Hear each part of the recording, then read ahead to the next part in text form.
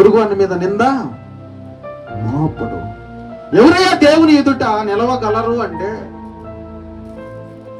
చెలికానికి కీడు చేస్తా దేవుని దగ్గర పోయి దేవుని కాడ పోయి మోకాళ్ళు వేసి ప్రార్థన చేస్తుంటే ఆయన నీ మరాలకిస్తాడా?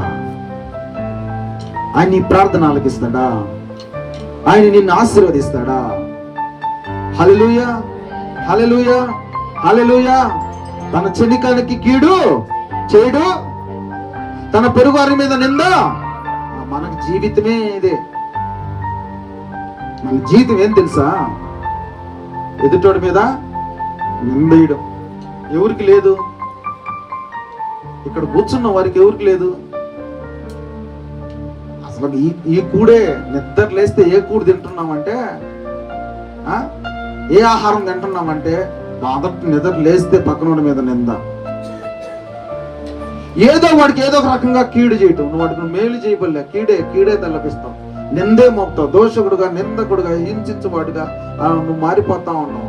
నువ్వు ఇట్లుండి దేవుడు నిన్ను చూడాలా, దేవుడు నిన్ను స్వస్థపరచాలి, దేవుడు నిన్ను బాగు చేయాలా, దేవుడు నిన్ను సరిగా చూడాలంటే ఎక్కడ చూస్తాడు?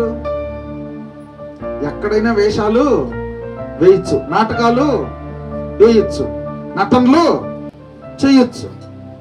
కానీ పరిశుద్ధ దేవుని ముందు ఈ నాటకాలు కుదరవు, సరిపోవు.